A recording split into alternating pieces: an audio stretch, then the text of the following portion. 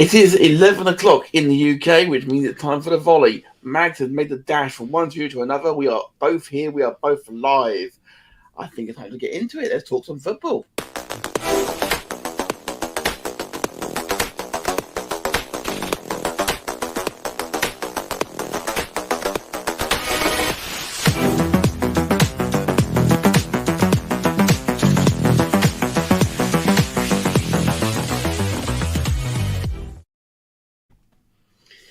Indeed, I am Matt. This is Mags. Welcome to the volley. We talk about football a lot. How are you, sir? We try to. You're right. I have made the dash from one studio to another. Ironically, both studios look exactly the same. I don't know. I've kind of managed that. Like I said last week, took 3 buses to get here. So timed perfectly well. But yeah, been a fun week for football. Some interesting results. Some good results for both our teams. So yeah, I'm pretty chipper about this episode. Indeed. Before we get into the football bit, Mags, I need to address something. Between last week's episode and today was mine and Chris's 3-year anniversary, and it was awesome. It really was. Not least because of one of the presents he got me. Oh, look at you showing off. Oh, a gravy fountain! Yes, Tanner will be wetting himself now. So yeah, Chris got me a chocolate fountain with sausage gravy to pudding. Well, I'm not putting sausage gravy in that one.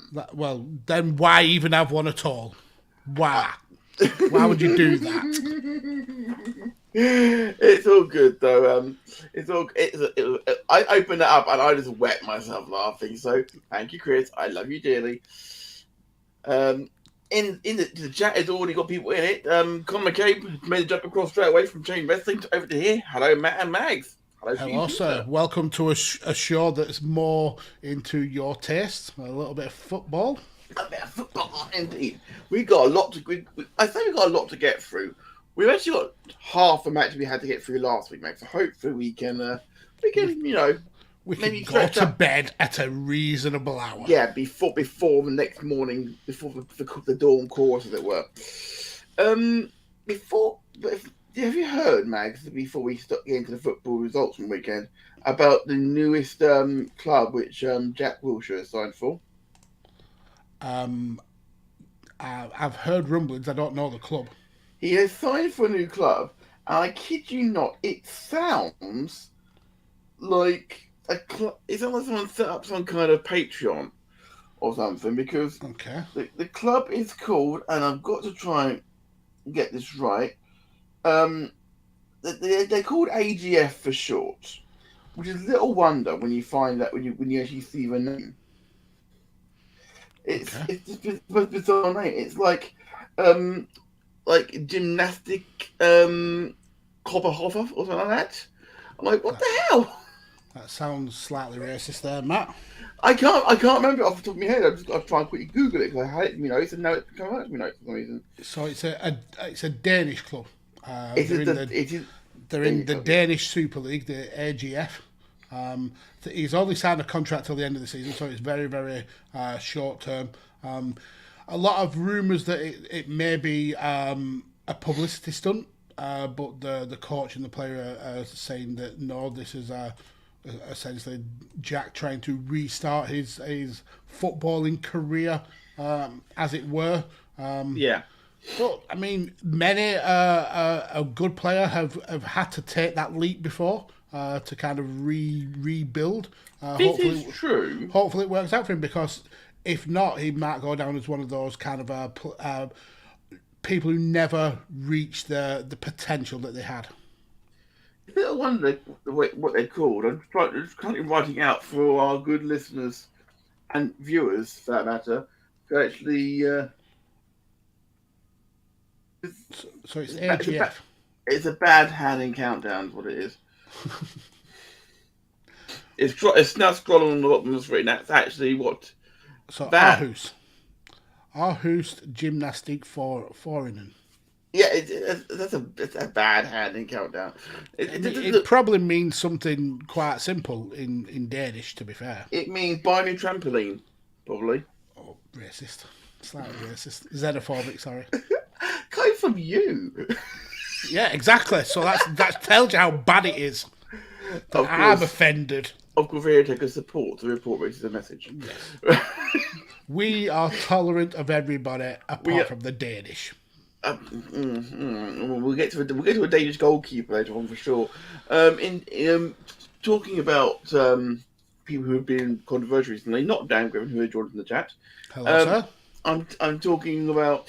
Let's start with West Ham Newcastle. Mm-hmm. Let's do it. Right, before we get into controversial? What would you say? The Saudi takeover? No, it was who was playing again for West Ham United. I mean, before we even get into the football, the best story that came out this week was story of Craig Dawson going to the referee to complain that people are meowing at Kurt Zouma, as if that wasn't going to happen, as if it was easily a point of ridicule for him. He was going to get that. So for Craig Dawson, the little Mardy snitch, that's what he is, he's a snitch. He should have been doing it in the first place. He should have been meowing at Kurt Zouma. What a big baby. What an absolute baby. That's sometimes the joy of football. I mean, obviously the circumstances around the situation are horrific, and we definitely do not condone Kurt Zuma's actions. In fact, we deplore them. We have mentioned it a couple of times, yes. We also deplore the way he's been punished by the club.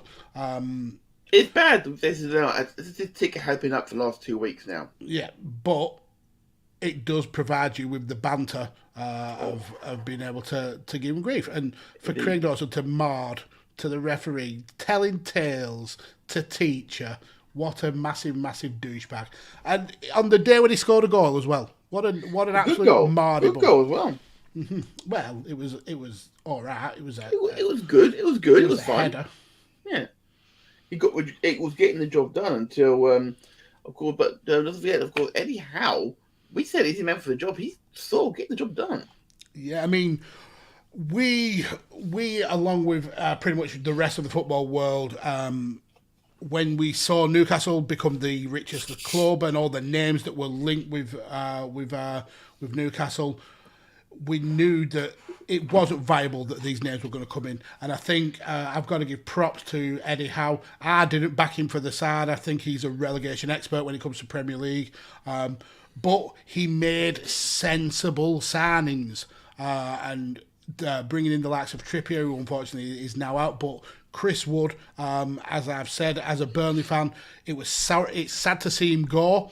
But I know from his time with the Clarets that he will run his ass into the ground for the club. He's such a hard worker, and he was such a hard worker in this game, and he has been for every game that he's been for Newcastle. So they made very clever, sensible signings, and it's paying dividends for them. I don't think they've lost since Christmas, which if you're looking at Newcastle, that's amazing. They've clawed their way out of almost certain relegation to at least give themselves a bit of a fighting chance, and they've gone and held their own against a team that was doing really well in terms of pushing for top four and Champions League status. So yeah, Newcastle are continuing to be very, very impressive.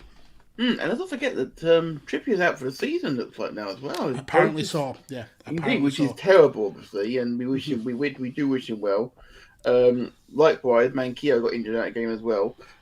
This side they actually put out against West Ham, apart from Byrne in at centre half and Target at left back, more or less the same squad they had. Yeah. They I mean, granted, we had Jimenez come on, but apart from that, really, this squad's the same. Was the same more or less. The team that Eddie inherited. Yeah, I mean, also Chris Wood, of course, started front, of course. But that also goes to show just how much momentum and belief can kind of give players that impetus, because when Steve Bruce was at the helm, there was no belief outside of Alan St. Maximin. Everybody had given up. Everybody were resigned to relegation, and now Eddie Howe's come in, the new signings have come in, and there is a belief, there's a passion now back at St James Park, and it was on show in this match. Whilst a draw seems fair on the grand scheme of things, pretty level down the stats. They had a little bit more of the possession, a little bit more of the shots, certainly same amount of shots on target. But a point against West Ham at this stage of the season, it puts them what, 4 points now above Watford, which is a little bit of breathing room. So yeah, this was a really good result for Newcastle, and getting on to Newcastle's goal, what a finish by Willock. Really, really well taken. I think West Ham tried to claim that it didn't cross the line, and had to try to scramble it out. But yeah, what a great goal to cancel out Craig Dawson's opener with the header from the free kick. But yeah, points shared, points deserved.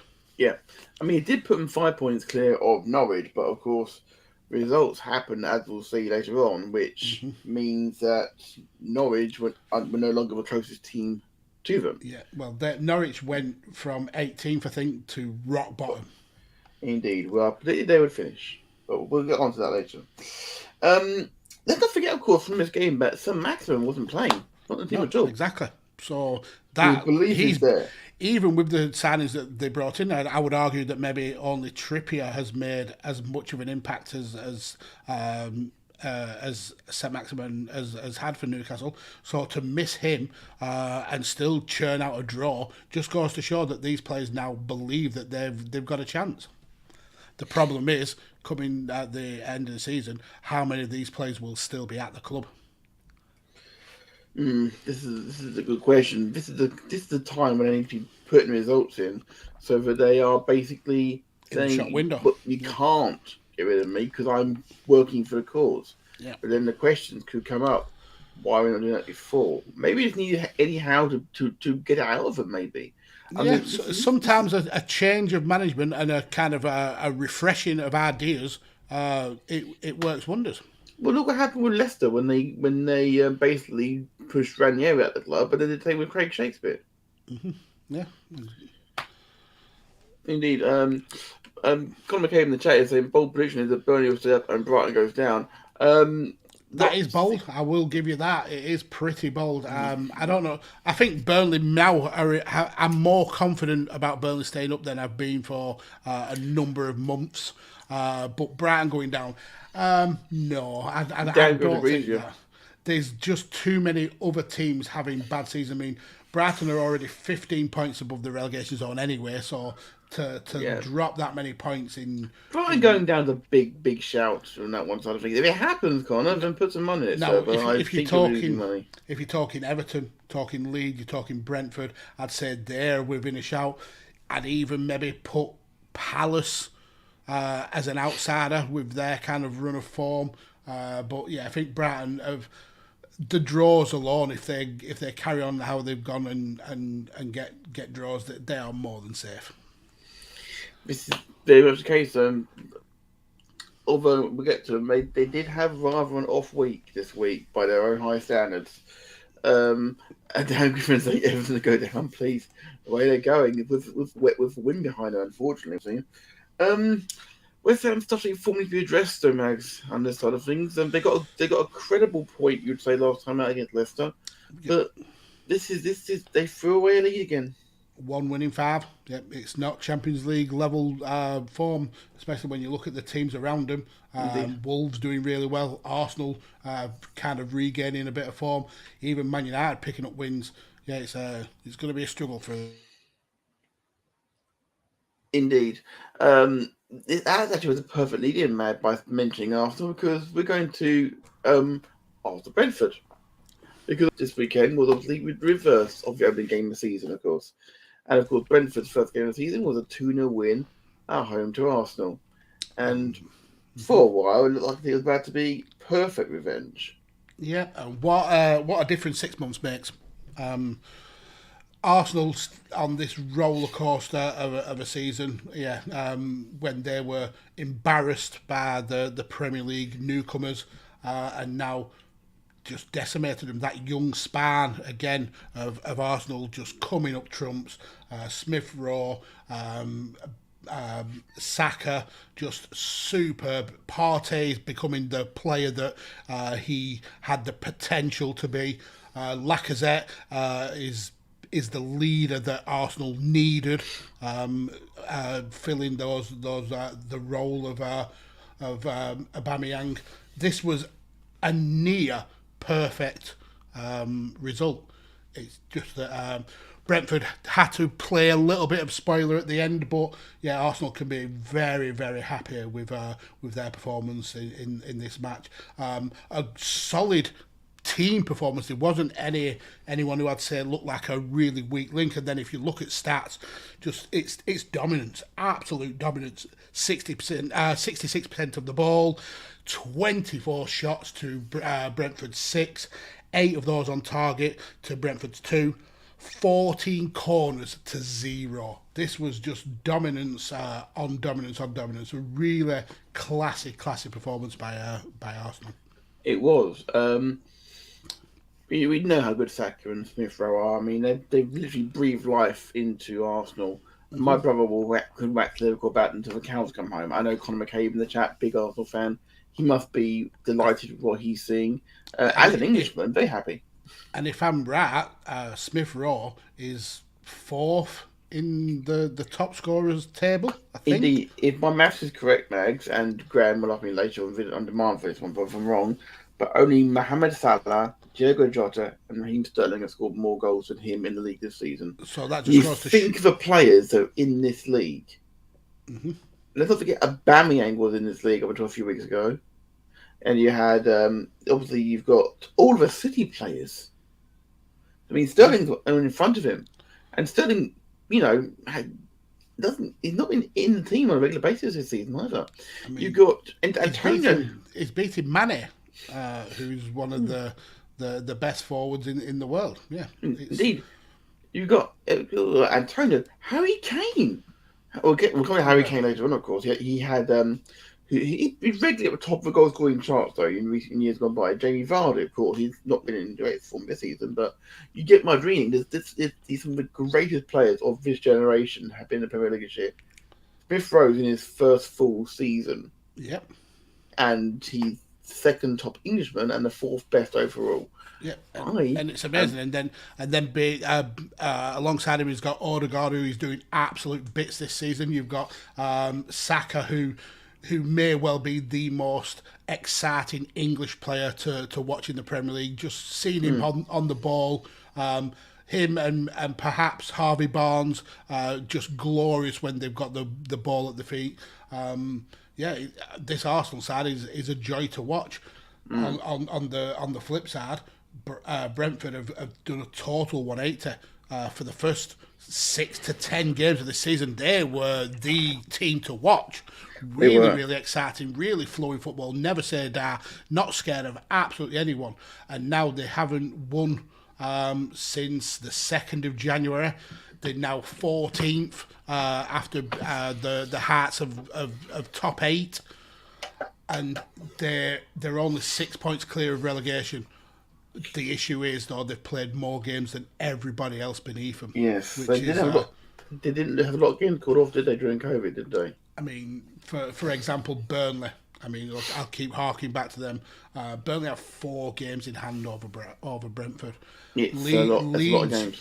Leeds, who are just 1 point behind them, have 2 games in hand. Everton, who are 2 points behind them, have 3 games in hand. Yeah, it's a very slippery slope for Brentford. They haven't won in the last 5, 1 point out of the last 15. It's a massive concern for David Frank. He may have been found out. Conor McCabe is saying he's predicting, depending on if Smith can continue his form, be part of the England squad. It's impossible. It wasn't for him not to be a part of the England squad on his current form, for sure. Let's not forget we've got a year to go. I would happily have Smith Rowe in that England side. My only concern is that Southgate tends to like players who can perform multiple roles, and I don't know if Smith Rowe is diverse enough for that. Maybe I think that's a lot of the reason why Ward-Prowse doesn't get in the squad as much, because whilst he might be one of the best at free kicks, he doesn't have enough other facets to his game that warrant an England call-up. And I think that may be the same reason that perhaps Smith Rowe doesn't make that jump. It's possible. We'll keep an eye on, of course, as the season goes on, but it's exciting times for sure. While we're thinking Liverpool about Smith Rowe, I want to go back to young Saka for a moment. Let's not forget that he's, as you said, one of the brightest shining lights in that Arsenal side. He's scoring goals, making goals. He comes running at you, you're terrified. And he's done all of this whilst recovering from possibly the biggest heartbreak of his entire career. The abuse he received, wrongly, of course, for missing that penalty in the European Championship final for England at Wembley. And he could have folded like a deck chair on Brighton Beach. Yeah, but he didn't. He proved he had a very mature head on his very, very young shoulders, and the amount of love pouring out from him as well. I mean, the abuse he got was from a small section of and I don't even want to call them fans, because they're not fans. They're idiots. They are idiots. But the rest of the footballing world essentially put their arm around him and supported him, and he has just shone since. Like you said, and it's hard to overstate just how exciting it is to watch Bakary Saka on the ball. He's just picks it up at the halfway line, and he just reminds me of Paulo Wanchope. And I know it's kind of a weird comparison, but whenever you saw for those who haven't heard this one, explain why you compare him to Paulo Wanchope, because I always think of him as a lumbering idiot. Yeah, so Paulo Wanchope was a lumbering idiot, don't get me wrong, but he played for Derby, but he was a kind of player who, when he got the ball, you didn't know what he was going to do with it. He just had that kind of a skill where he could drift past players. A lot of the time, he would make an absolute fool of himself. But the times that he didn't, it was gold. It was quality football.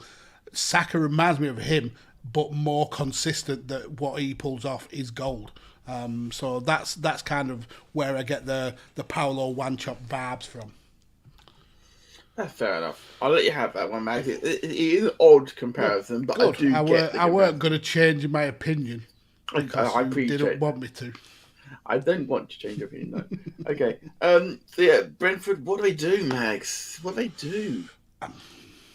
They haven't got a plan B. No, I think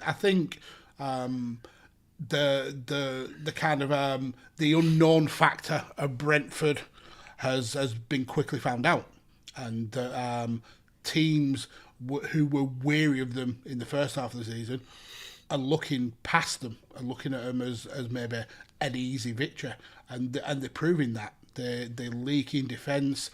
They've become toothless in attack, which is a shame when you consider their attack just ripped apart the Championship last season, and it just seems to have fallen on deaf ears here in the Premier League. They've got a massive game next week. They're playing Newcastle. Big game. Big game. It's huge. I would not want to be. I wouldn't want to be in that position. I'll be honest. Mm-hmm. Yeah, I agree. I absolutely wouldn't. I think if Newcastle win that game, they'll leapfrog Brentford. Who'd have thought that a few months ago? Eh? Exactly. With that, there's other there's more big games this weekend, of course, but one on Friday, for example, Southampton playing Norwich, of course, which is equally big for Norwich, of course, who are in that relegation fight down there.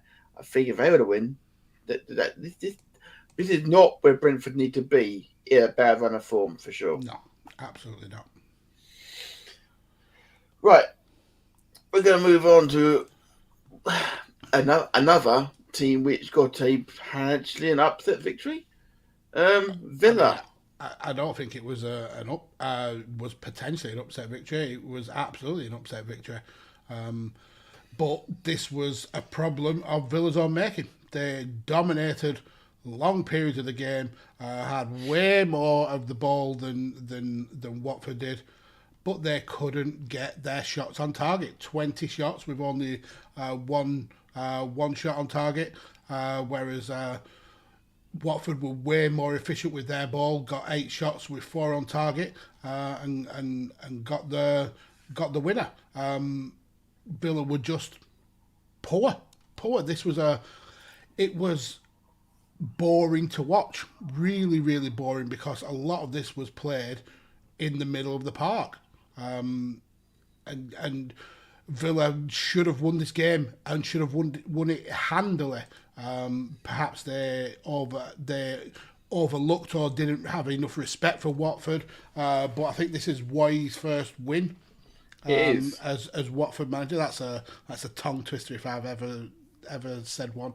Wai's first win in Watford. It is. I mean, we'll get on to Villa in a moment because because Villa were very, very poor here. Watford got this win. This is his first win as manager. You're saying he took 1 point from his first night available.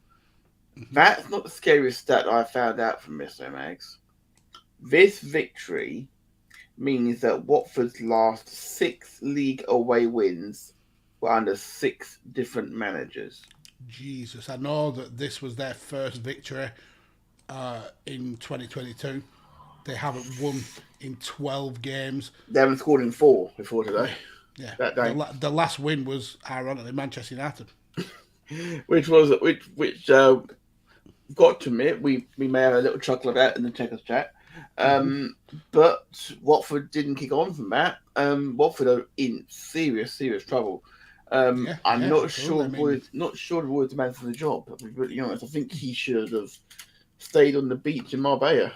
I mean, even with this win, they've got the worst record in the bottom 3. Out of the last 5, they've only last 15 points available. They've only got 4. If you compare that to Norwich, they have 7, and Burnley have got 6. So yeah, it's still not good omens. And like I said, one good win doesn't mean that they will continue that. As the Man United win showed, they went on a massive tumble. So they do need to build on this win. Maybe it's a case of being either too little, too late, and they're going to go down, or they're going to survive because other teams, their form are way worse. The teams like Palace, teams like Brentford, teams like Leeds, Everton, their forms are all absolutely horrific. Absolutely. Watford are playing on Wednesday, of course. They're playing Palace. Yep. Because I believe the game they were meant to be playing the weekend, but I think their game might be postponed due to the cup final. Okay. Which we will be covering here on Tekkers, of course. But we'll get to that later, of course. Aston Villa. Where do we begin? I mean, Aston Villa. I mean, as you were saying about the stats, Mags, they absolutely dominated the game. Had 20 shots on goal. Mm-hmm. Of those, 1 on target. Yeah, it was how poor. Wasteful. It was poor. I don't think they had. They just didn't seem to have the drive to kind of nail this game home. Just no passion, I suppose, no belief. They thought they were maybe they were overlooking Watford and couldn't kind of caught with the tenacity of Watford and Emmanuel Denise and the like. So yeah, I mean, this was their own doing. They should have handily won this, and it means that after starting 4 wins in a row, Gerrard has now lost 4 of his last 8. So his stock could well be tumbling. Yeah, 4 of his first 6 matches he won. That's they're now closer to the relegation zone than they are to the European spots. Shocking. And you when you signed Coutinho. Coutinho was still the highest ranked player as far as the fan base was concerned, but that wasn't saying a great deal. I mean, the Villa team, for people who aren't aware, was Martinez, Cash, Chambers, Mings, Digne, McGinn, Douglas Luiz, Ramsey, Buendia, Ings, and Coutinho. All multi-million-pound players. Big spending. That team should have, with a greater respect to Watford, wiped the floor of them. Mm-hmm. It didn't. So that's why. That is why we play football matches. We don't just play the game on paper. Yep, exactly. Villa need to get us sorted out sooner rather than later. As we have Benny joining us from Switch. Good, hello, sir. And we also have Scottish Danny joining us in the chat. Welcome hello, to you, Colin McAlder. How are you?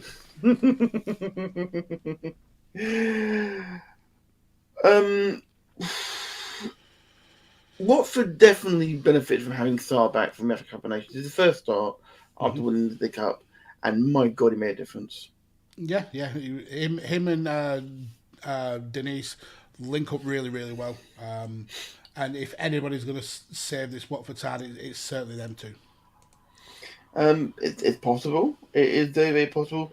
The thing is, they are banging on the door of the exit relegation zone. Anyone could stay up, anyone could go down. Remember last year, Max, when we did the final game of the season, and we couldn't have cared less what was happening at the bottom end of the table because it was all decided 3 games before the end of the season, sort of thing. Mm-hmm. I don't think it will be this year. I think this year is going to go to the last game. Wire. Yes, it's going to go to the wire. But I am confident that your boys will be safe by then. I am more confident too. Well, and what a perfect lead in. Why don't you wax Liverpool about Burnley? Well, what can I say? First of all, the smile on your face tells the most amazing story. So, Burnley are the Brexit of Premier League football. Explain. It's long ball.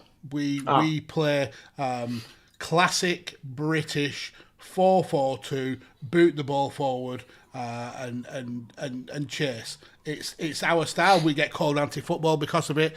But I think the signing of Wout Weghorst and also Maxwell Cornet. Let's not forget just how pivotal he's been this season.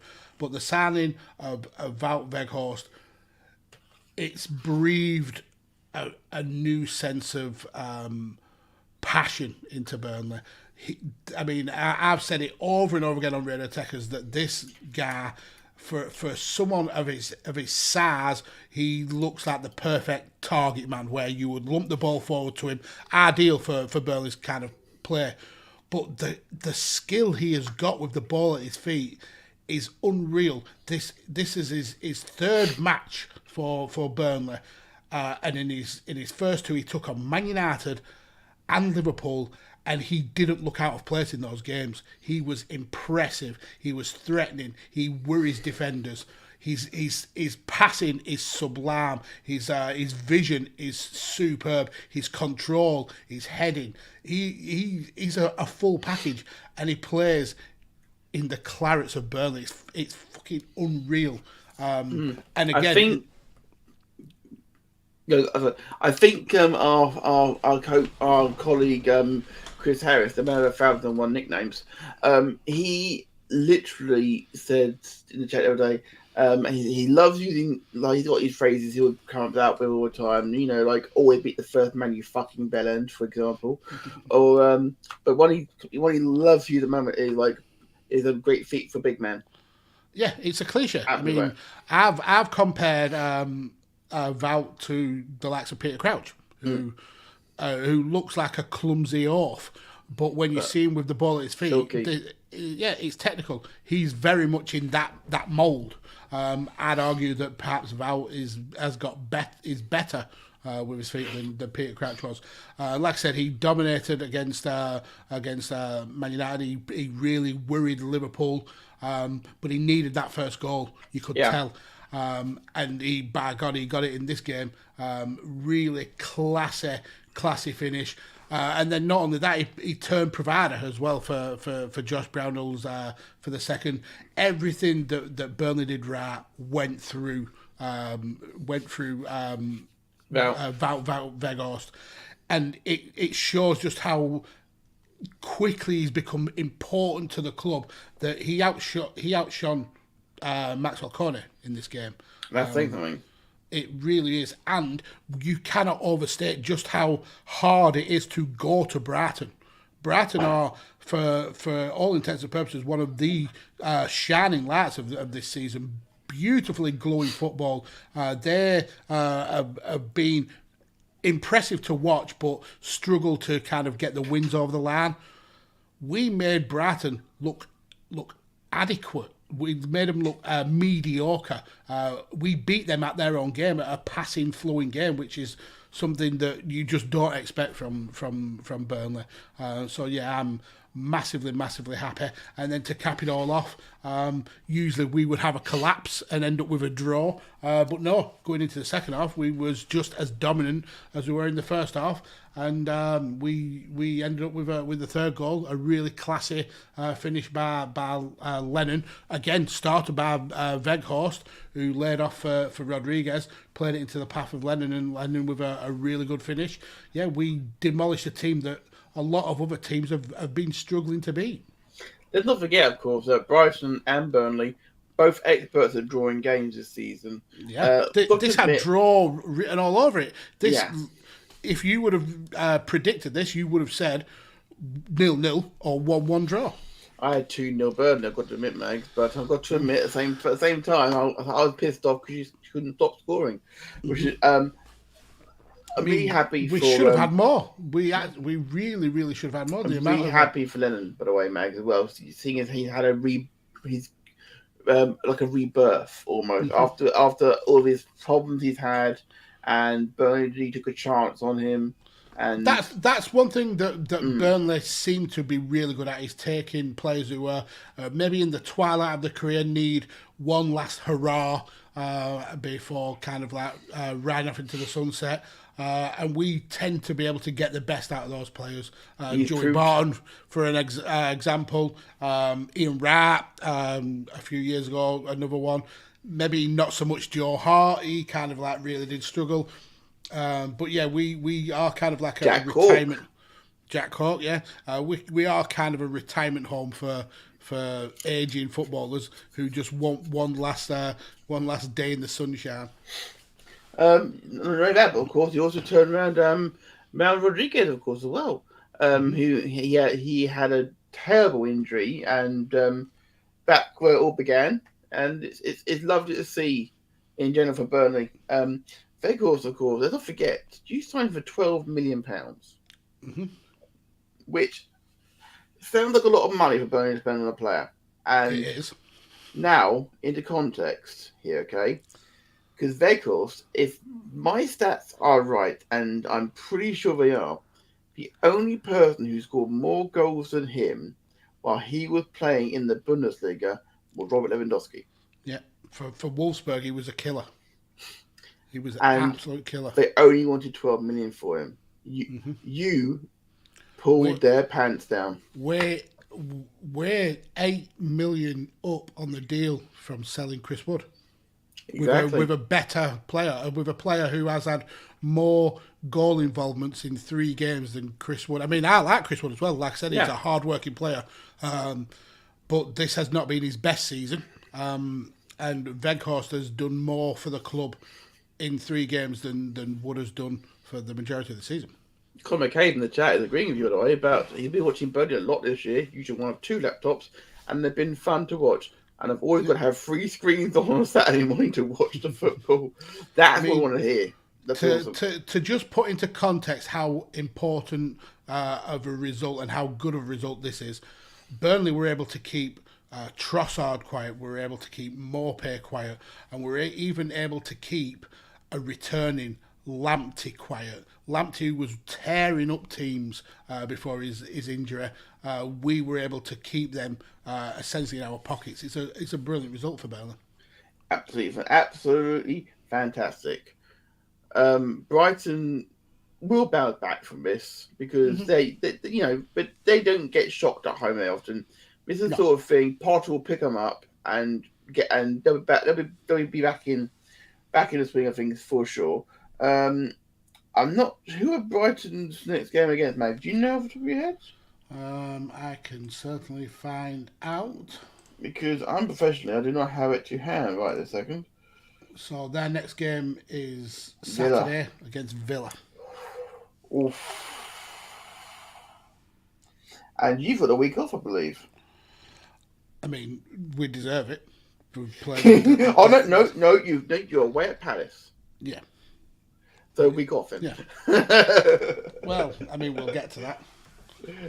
Yeah, actually, perfect. Actually, Brighton will bounce back. We know that for a fact. But then a week off against Palace. Let's talk about someone who had a week off while playing against Palace, shall we? Palace and Chelsea, a new Premier League record was set in this game, Mags. Talk us about it. So I believe that one Romelu Lukaku, £100 million signing. He only had 7 touches in the whole of the game. Count people, 7. That's a touch every 14 minutes. I believe one of them was a kick-off, by the way.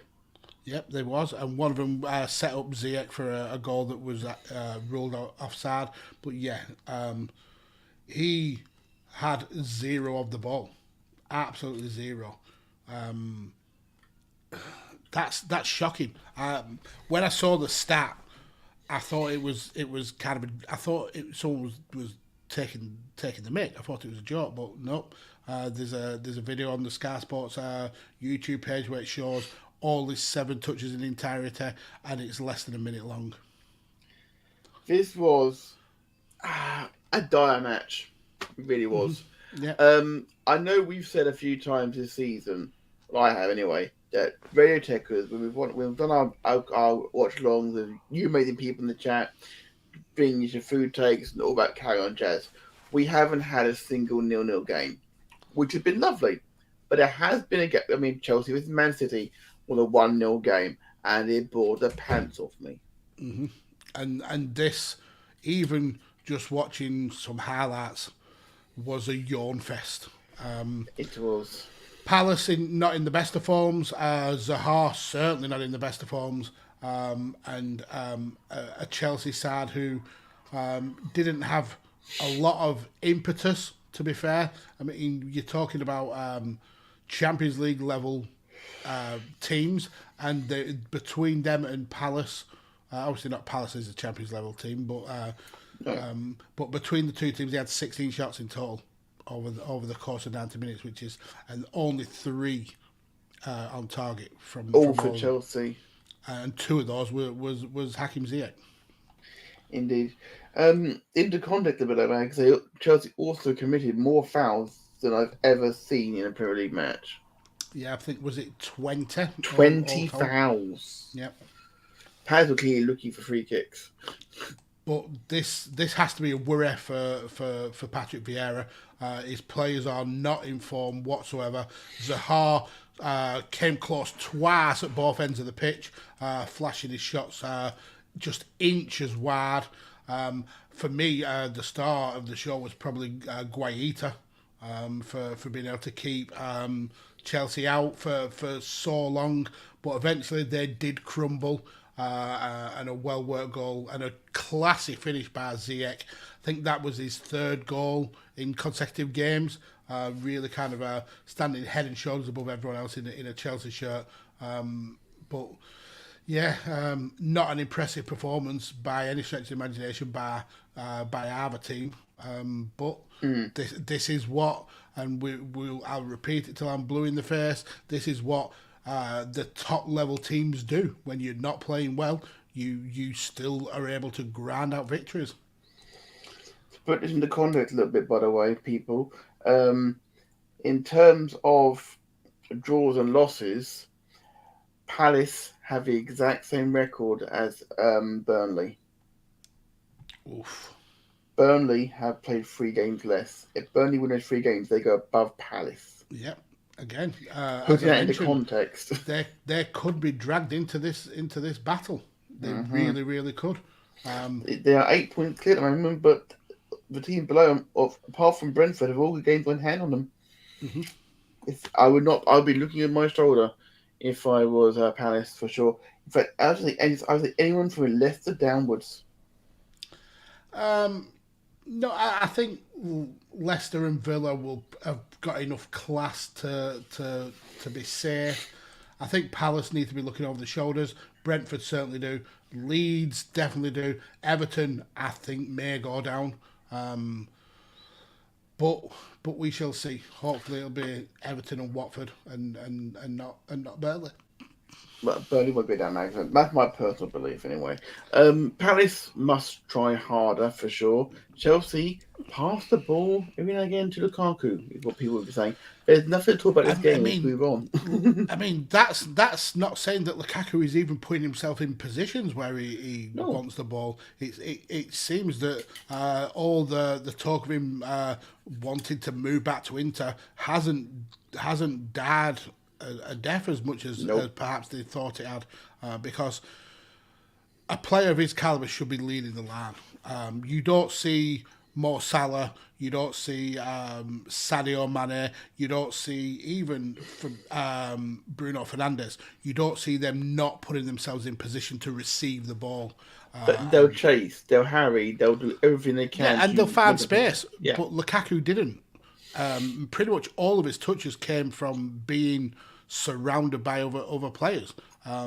It's I would be fuming if I was a manager and my £100 million striker ponied up 7 touches of the ball. It's ridiculous. Should we give a little bit of credit to Palace here, though? I mean, that's certainly a spin on it, but even so, you can crowd out a player and you can cancel him out with doubling up on marking, but you would still expect that player to get touches of the ball. Lukaku didn't do that at all. I mean, 7 touches. That a goalkeeper gets more touches than that. I believe Kepa had more. Was it Kepa or was it Mendy in goal? I think of Mendy. Mendy had more touches. Perhaps. He would have done because of the amount of shots that went wayward from Palace. So yeah, he certainly would have done. But yeah, it's a horrific performance by Lukaku. Yes, hopefully things sort themselves out on that side of things because he can't go until summer. He wanted to anyway. Mm-hmm. You mentioned Mo Salah, Max. Let's move on to Liverpool and Norwich. Now, in our Radio Tekkers chat, there were some squeaky bums. There were some very, very squeaky bums, but almost, and we mentioned it on the watch along, almost like Salah was reading our chat. We were talking about the scenes if Liverpool end up getting a second, and he scored pretty much as soon as you tapped. He popped up. I actually posted that after he had scored. Yeah. So, but yeah, this was a little bit of worry from the early second half goal from Rashika, someone who hasn't been impressive for Norwich at all. Big deflection. It took a huge deflection, granted. They'll count. Perhaps Liverpool should have had this game sewn up a little bit earlier. I know that Van Dijk had a goal ruled out. But it took that kind of warning from Norwich to kind of spark Liverpool into life. And once they did, a quality goal from Mane. It was the kind of goal that a normal person would try in a swimming pool. that kind of the way kind of it's motion. almost like a half flying kick, half bicycle kick to make contact and get that shot off was brilliant. Then for the second goal, which come a few minutes later, which I think was Salah's 150th in all competitions for Liverpool. Yeah. But he showed he's added to the facet of his game. One big major hole that he had was his close control was not the best.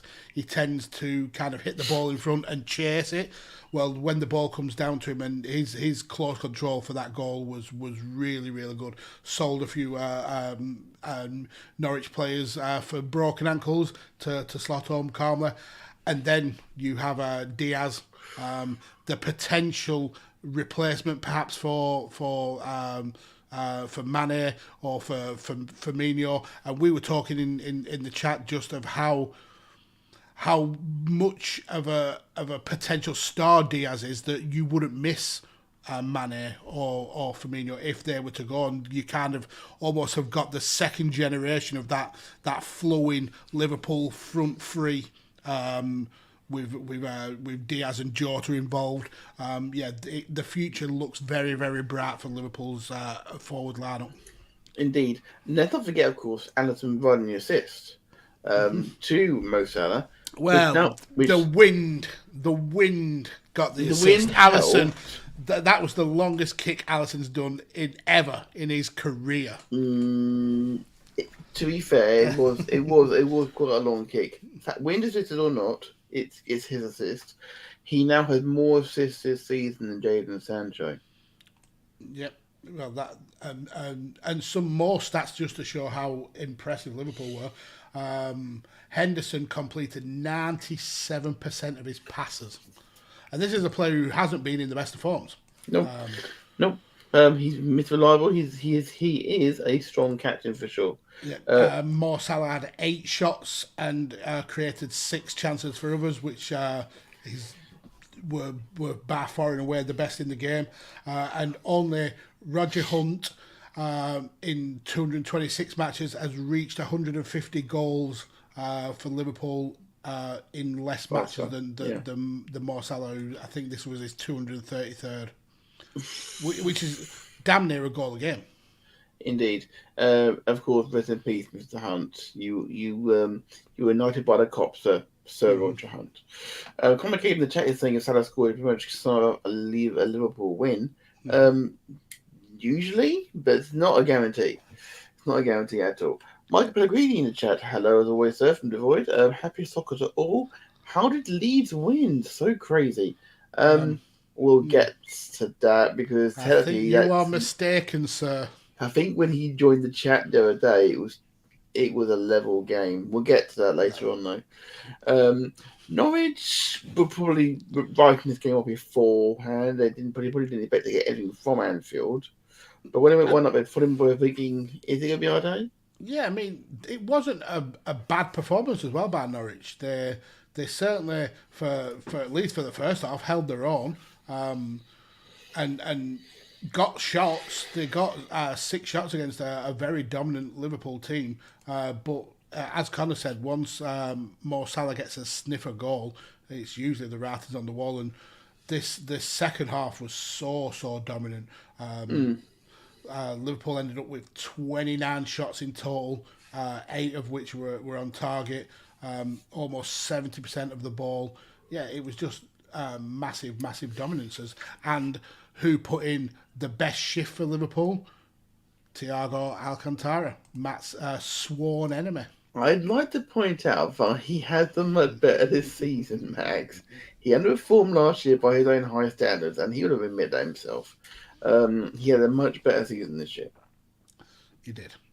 Well, I go back a little about Liverpool, but Mags has done it all for me. Liverpool, of course, will be marching on to the EFL Cup final, where they played Chelsea, of course. Yeah, they're still in for 4 trophies, aren't they? I think Liverpool are still in the hunt on all 4 fronts. Yes, so Liverpool could clean up. Technically, Chelsea are too, I think. Yeah, I suppose. I mean, so I think the league might be a push too much Yeah, but I think Chelsea are 13 points behind, but yeah, they're still technically, mathematically still in there. Until that running, don't rule out Tuchel for sure. He can put one together. We know that for a fact. So Liverpool will be going for that. We will be covering that here on Checkers. Liverpool versus Chelsea, right here on the channel. Myself, probably Mags and Tanner as well. I imagine. I don't want to speak for them, so but I imagine the trio will be in full voice on Sunday. Liverpool. Well, welcome back to talk about Diaz et al. Right now, Diaz's goal was a long time coming, but I'm not going to keep whacking Liverpool about it. I want to look at the other side of Merseyside. I'm sorry, they set that up. Yeah, I mean, you could have maybe have hoped with Everton's winning the last game that they turned the tide, but no. Frank Lampard doing Frank Lampard things. This was a culling by Southampton. Yes, it was. I don't even think 2-0 shows just how dominant Southampton were. 19 shots, 11 on target. 11 shots on target.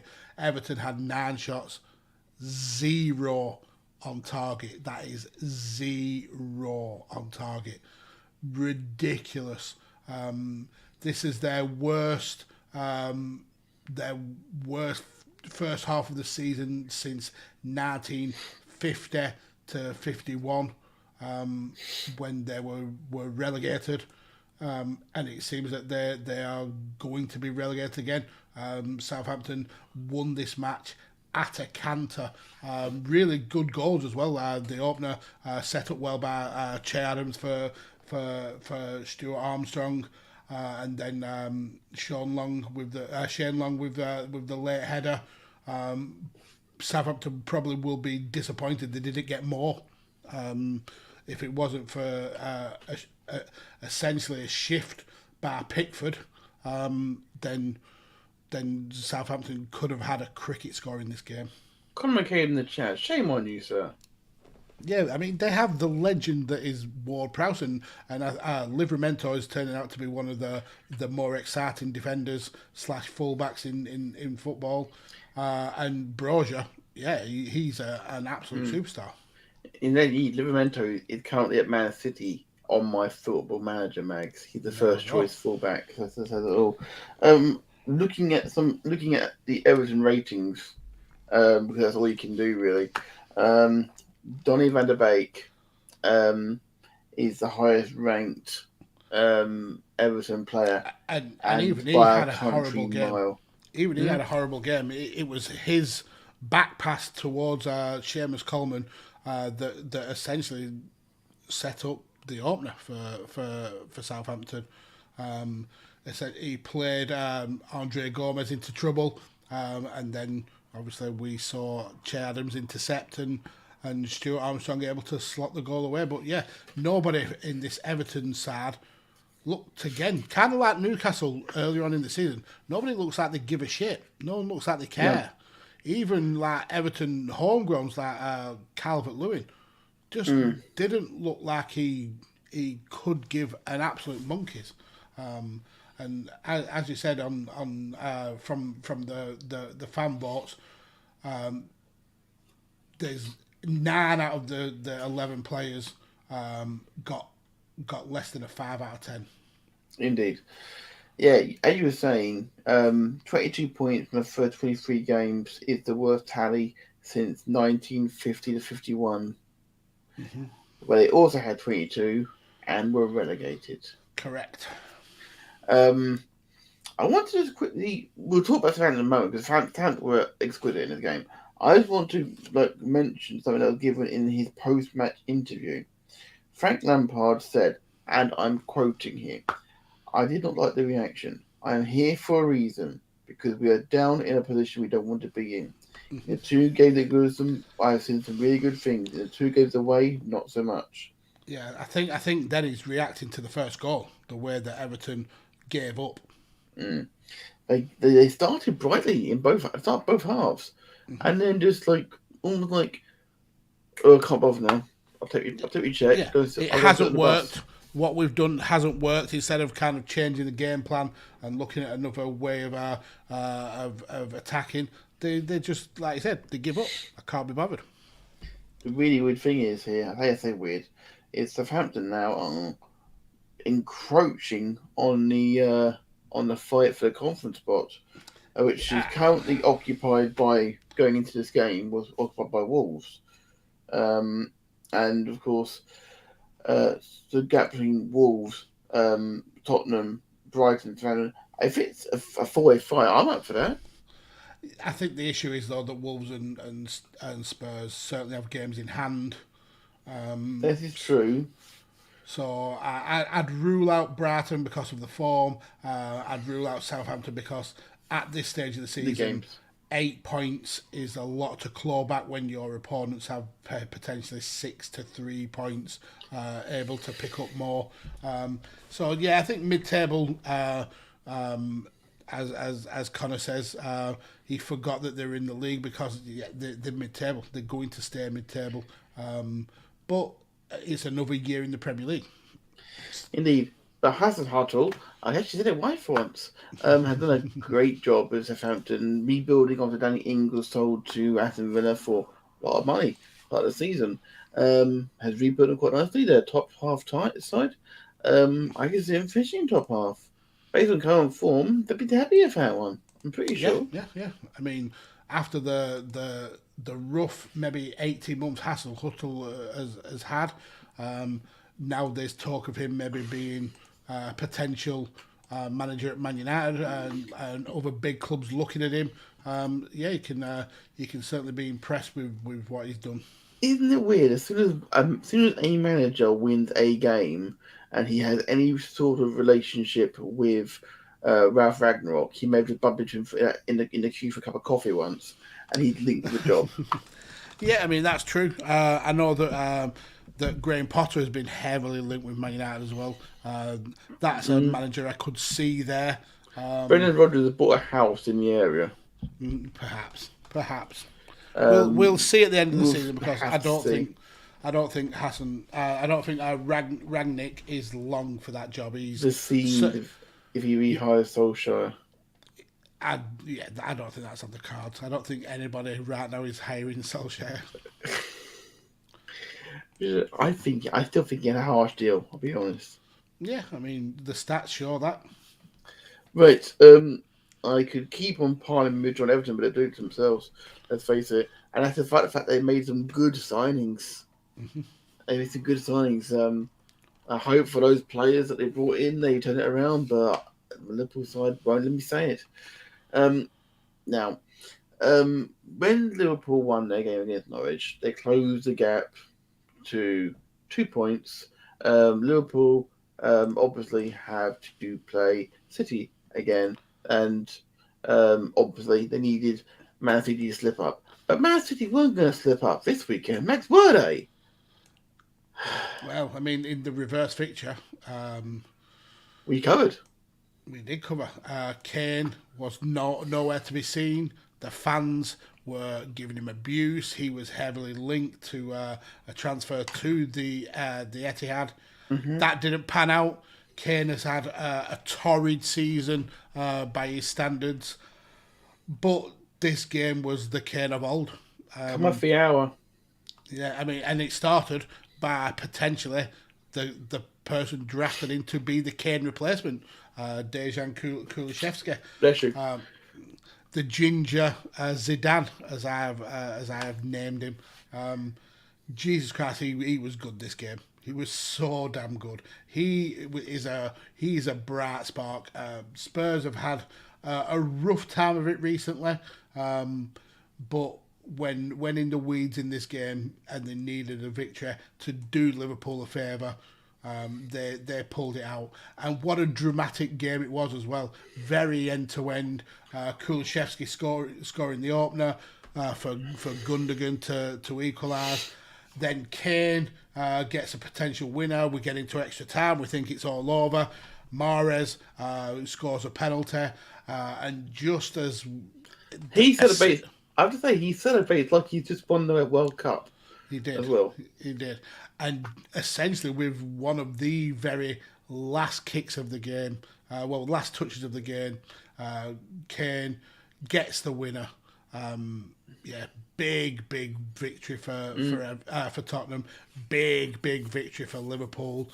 It proves that this City side are beatable, and it makes the game against Liverpool a massive 6-pointer, and it also puts Liverpool, even though they are still 6 points behind, it puts them in the driving seat, because if they win that game in hand and then beat City, exactly, they then lead the charge. So Liverpool are now, even Liverpool 6 points behind, as you say, Max. Liverpool, it's simple. The maths is simple, Graham. Don't worry, maths win is simple. your games. Win every game, and Liverpool are champions. Mm-hmm. Yep, that's how it works. Man City had this thrown up effectively a month ago, and now they've got to beat Liverpool. They have to beat Liverpool or get a draw. And all it's taken is one draw and one loss in the last 5 to put that worry. Southampton, wasn't it? Mm-hmm. Yep. There you go again, Ralph Hasenhüttl. He's getting his feet under the desk at Man United already by getting Boyle City.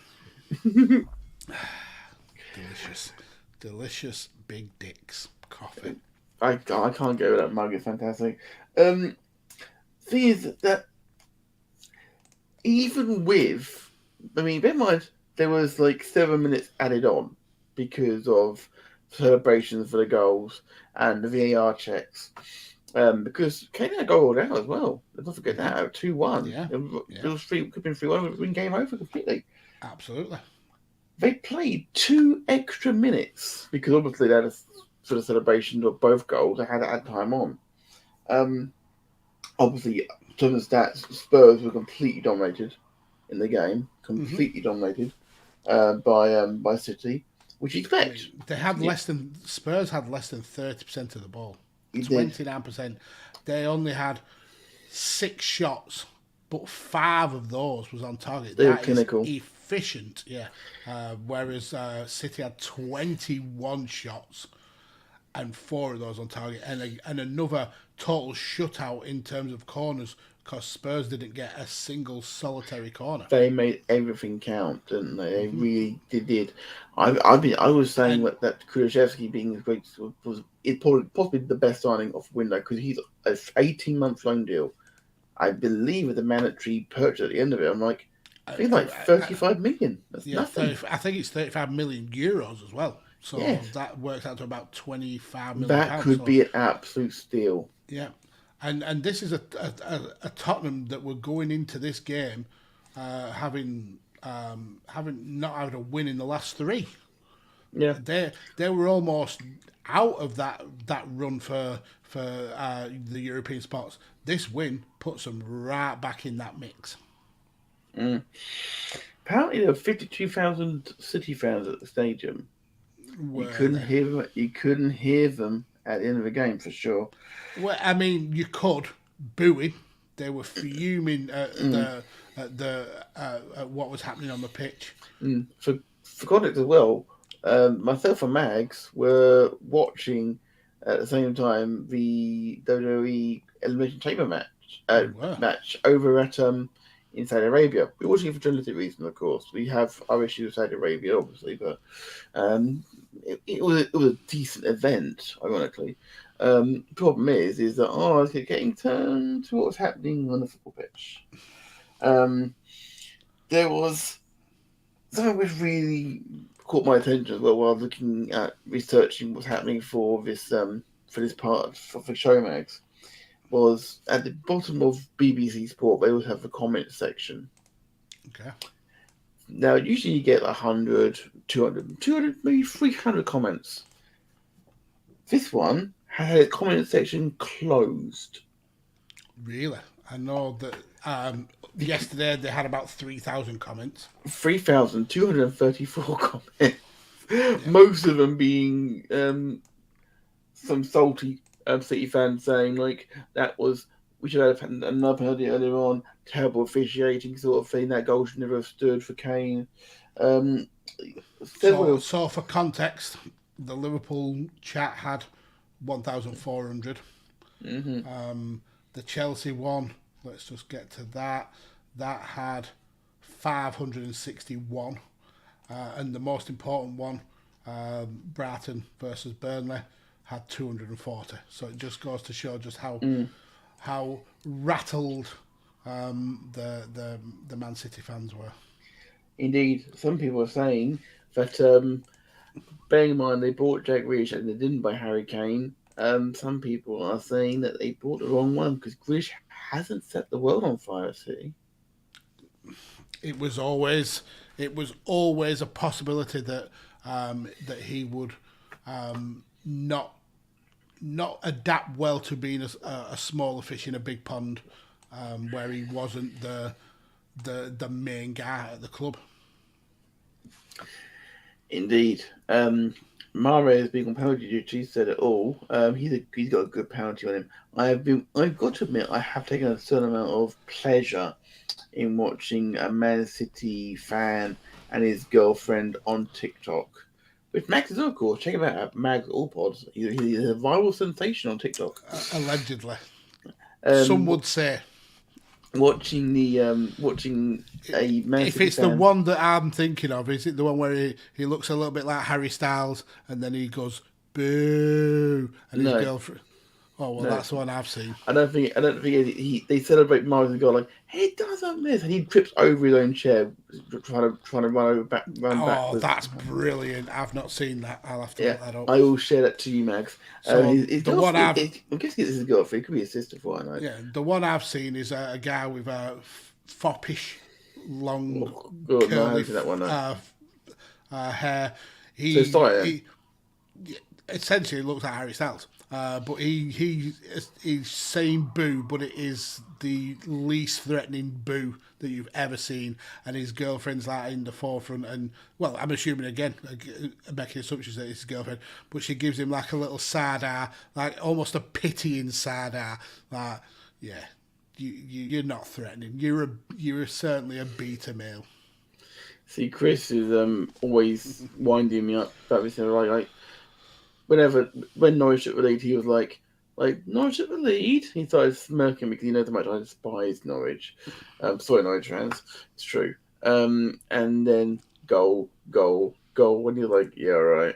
I'm like, I breathed a sigh of relief, but it did make interesting viewing.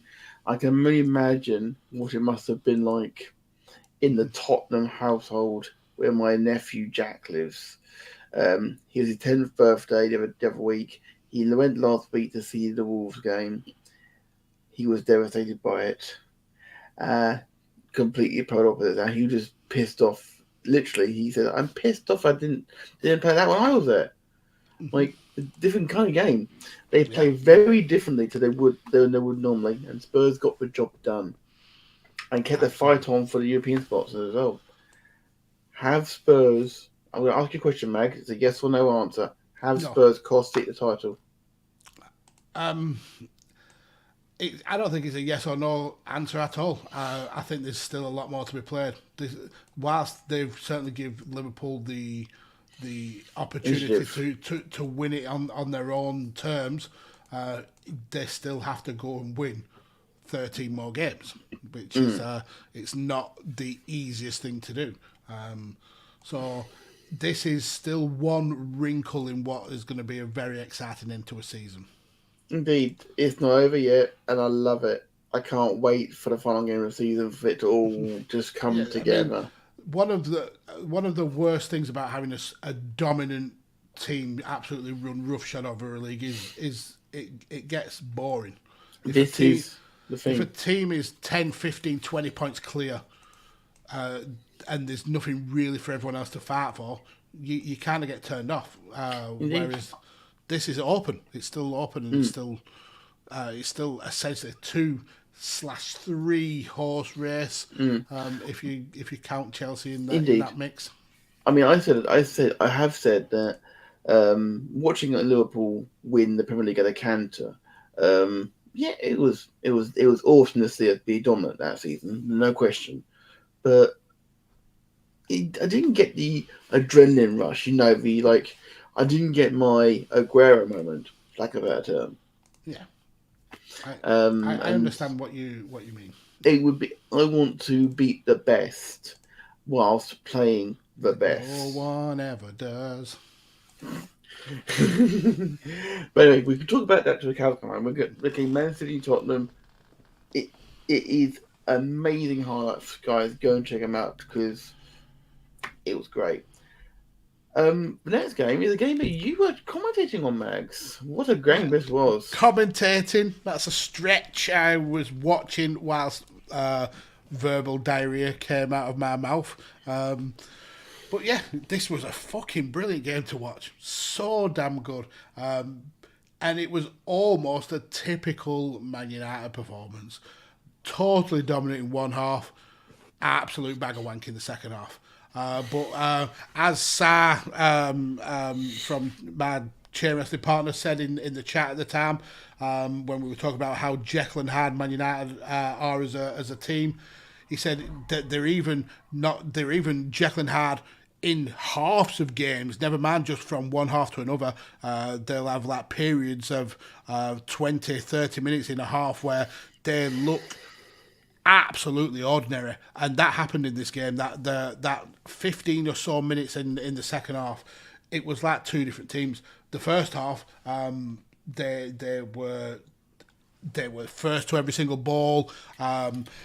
A little bit dirty, but you expect that in this heated rivalry game. A lot of people who maybe don't know the Premier League as well as we do might not understand how big of a rivalry this is historically.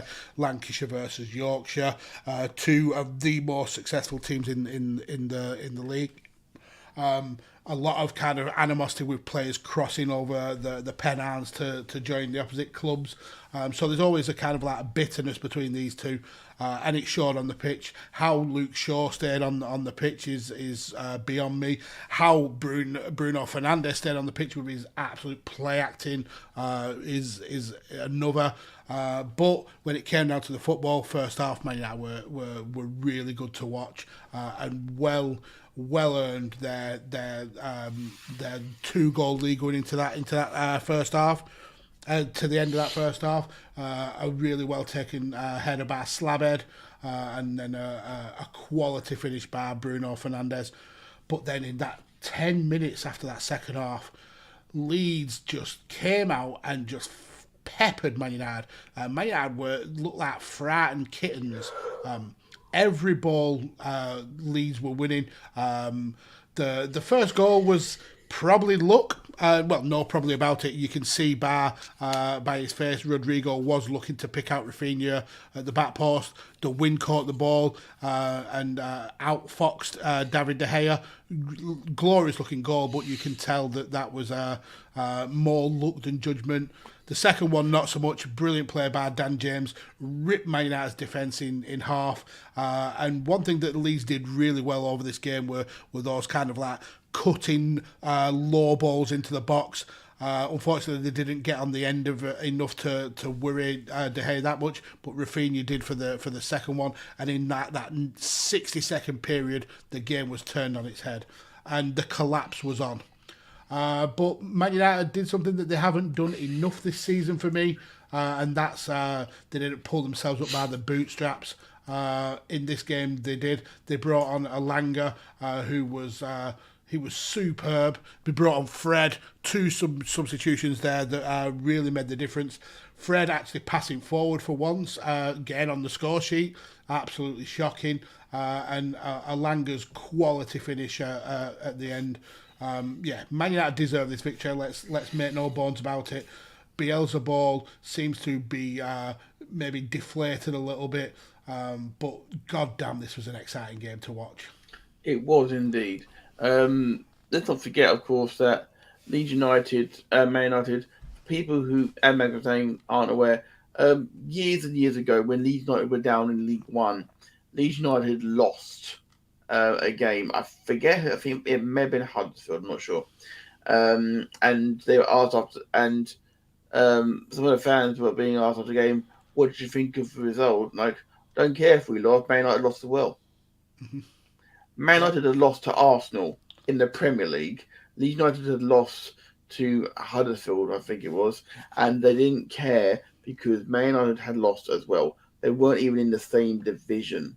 No, there's a lot of animosity between these two teams. Mm-hmm. I mean, Leeds have a lot of animosity with a lot of teams. We at Burnley Yeah, can't fucking West stand them. Ham. Yeah, West Ham's a big one, obviously. Basically, they'll always be known as dirty Leeds. Dirty Leeds. They will, for one reason or another, yes, of course. There was a lot of issues off the pitch in this game. There were a number of arrests, unfortunately. There was 70 away fans, Man United fans, turned up in Leeds without tickets and were given dispersal notices prior to the kickoff. Alanga got hit with a projectile from the shocking to watch from the crowd. We actually thought he'd been hit by the flare, but it was only on the replay that we saw it looks like he was hit with a lighter, and that was from Man United fans. That was the Man United end that was throwing those stuff. It came from a Leeds player, from a Leeds fan. Sorry, came from a Leeds fan. They identified him from CCTV footage. Police said that offences caused include public order, throwing missiles, and breaching of their banning orders. So many people have been banned from Elland Road and still turned up anyway. 9 arrests were made, including the throwing of missiles. There was also, from both sets of supporters, unsavoury chants, probably to do with Munich, and I'm guessing towards the Leeds United, the fans who were involved in the unfortunate business, of course. But it was good to see this particular fixture played in front of fans. Yes. Because indeed. the Leeds fans, whilst not condoning the chanting, yeah, it's absolutely horrific. But there was passion there. There was they were bouncing.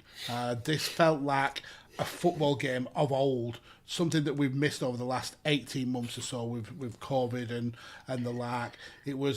We had a game with lots and lots of goals, lots of heavy tackling, end-to-end stuff, and lots of crowd noise, which is everything that football is about.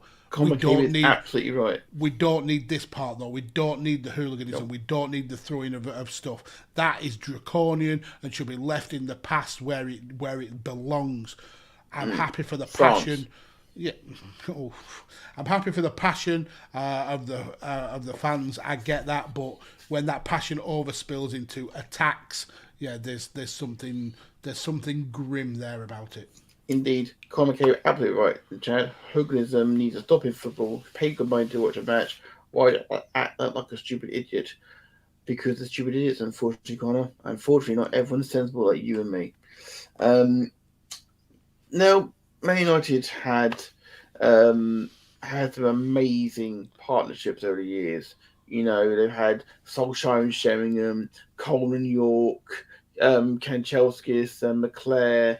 I'm probably got another one off the bed. Oh yes, Bruno Fernandes on the floor. Oh my god, he was fucking frustrating me. And I like him as a player. Tanner, maybe not so much, but Jesus Christ, he was frustrating. The amount of times he went down with ankle issues. As someone who's got ankle issues, that really pissed me off. The problem is though, for the Leeds first goal, he goes down and stays down, and if he'd have stayed up, he could have potentially stopped that goal from happening.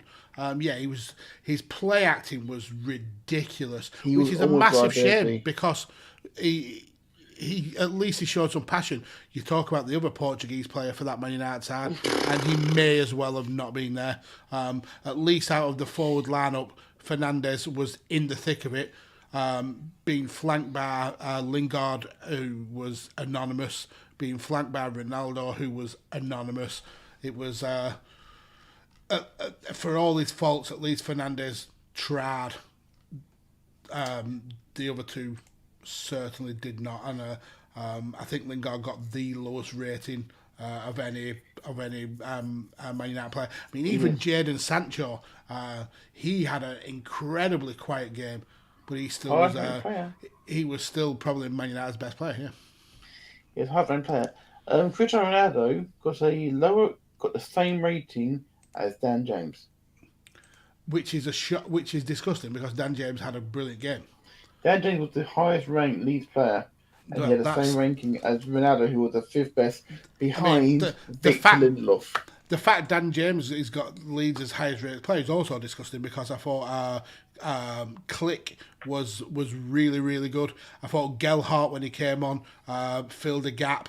Dan James was good, and I was hoping for a Dan James goal so he kind of becomes the first person in history to score for both sides in this fixture. But this year. Yeah, that is very, very true. But Leeds had a lot of positives to take away from this, but defensively they were piss poor. Indeed. To round things up, let's talk about another piss poor performance. This one from Leicester. Mm-hmm. Leicester's collapse continues. This is not good from Leicester. Talk us through it, Maggie. No wins in the last 5. Only got 2 points out of the last 15. Just dominated by Wolves in what wasn't exciting game to watch. Wolves did enough to pull off the victory. Ruben Neves and Podence, who got the goals, were sublime, really entertaining to watch. But yeah, the wheels have definitely come off at Leicester. The goal that Lookman got was well worked, a really good work team goal, but where is the Maddison that we watched recently? Where is the Harvey Barnes that we watched recently? Nobody for Leicester really came out to take this game by the scruff of the neck. Daka was poor. Iheanacho was poor. Tielemans was poor. It was just not a good performance all around by Leicester. And it was not good. Brendan Rodgers has to be disappointed with this result, but Wolves will be absolutely buzzing. I think they've won 5 of the last 6. In terms of form, there's only Liverpool in the whole of the league who have got better form than the Wolves right now. It's the thing. Really bizarre record they've got going at the moment. They've only scored in 13 games in the league this year. They've won 12 of them. Yeah, so if they're like Salah, if they score, they go on to win. And they drew the other one. Yeah. So yeah, if Wolves score against you, you're losing. Or you may scab a draw. You're not winning the game, that's for sure. So yeah, and the thing is, Wolves. I mean, Neves' goal was a chef's kiss. It was beautiful. And this is a great result for him in terms of trying to secure that Europa Conference spot, but also it's a good result in how it may affect the Europa spots, because I think this puts them 6 points behind Man United, who are in 4th. But they've got 2 games in hand, so essentially they could be level with Man United. Puts them with goals, 2 games behind. It puts them 2 games behind West Ham, but only 2 points to claw past West Ham. So Wolves have put themselves in the front running for potentially a Europa spot, maybe an outside bet for a Champions League spot. Let's not forget that at the ground level, this is still Nuno's side, more or less. Yeah, I mean, I get that it's still the Portuguese national side, essentially. Apart from the 2 that were playing over in Leeds this day, of course. More or less, of course. They traded in one Portuguese keeper for another. Mm-hmm. But Sarr had a good game again. Yeah, well, I don't think there's a particular Leicester player, Wolves player who had a bad game. Statistically, they all were there or thereabouts. The worry is that for Leicester, this is the worst run in Brendan Rodgers' tenure as manager. I think it's the worst streak without a win since Claude Puel was in charge. So it's not good signs for Brendan Rodgers, and this is a manager who was linked to the Man United job before Rangnick got it. And then we go stats wise. Leicester should have won this game at a canter, double the amount of ball that Wolves had, six shots more than Wolves, double the amount of shots on target than Wolves had, more corners than Wolves. Leicester are more fouls. Yeah, Leicester are their own worst enemy right now. Unfortunately, Max. I say unfortunately, you're a big fan of Patson Daka, but he was anonymous in this match. Lookman was the highest ranked Leicester player in this game, with a rating of 6.2. The lowest ranked player for Wolves was Markel with 6.3, and he was on the pitch for 2 minutes. So every Wolves player outplayed the very best of Leicester.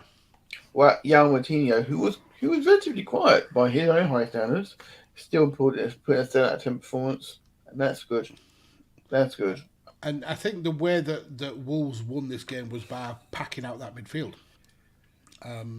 Obviously, they are known for going for that back three, with Conor Corded leading the charge there, but pushing Nelson Semedo and Nora more forward. It gave Leicester's midfield three a lot to deal with, and they were just overwhelmed, and they just weren't able to deal with it at all. Can Leicester put a brakes on now, Max, do you think, or is it? I mean, or are they in real trouble? Do you think? Are they in much more of those? They are going to stay up. Let's not be about it. It's not going to be their best season. This is a team who perhaps were challenging to be one of the new top six. This is going to be a dire season for them, but their best bet is get a little bit of form, finish as high up in the league as you can, and rebuild and reset for next season. This is going in the papers. I'm looking at the papers from tomorrow morning, Mag, at the moment, and Leicester City's board have given him the vote of confidence. Oh, Jesus. Well, I hope that Man United job comes up next week, because he's going to need it. Well, apparently Pochettino is set the sign for Real Madrid. That would be interesting. I don't think that Ancelotti's doing a bad job. Yeah, I mean, that could potentially set off a managerial merry-go-round. Ancelotti to Man United, maybe. Perhaps, yeah, perhaps. He'd be a certain person they need, for sure. So Brendan Rodgers could end up maybe at PSG. Who knows? Who knows what people are going at Moment Fair? Jesus, that's bad. Right, so, Mags, we need to discuss who our player of the week is. So, I think I can guess who yours was. And I think I could probably guess who yours was. I mean, really, it should be Kane, but it's not for me. For me, it's Wout Weghorst. He was unplayable. He scored. He assisted. He has taken teams by the scruff of the neck, and yeah, he's become instrumental to Burnley. So I'm giving it to good old Wout Weghorst.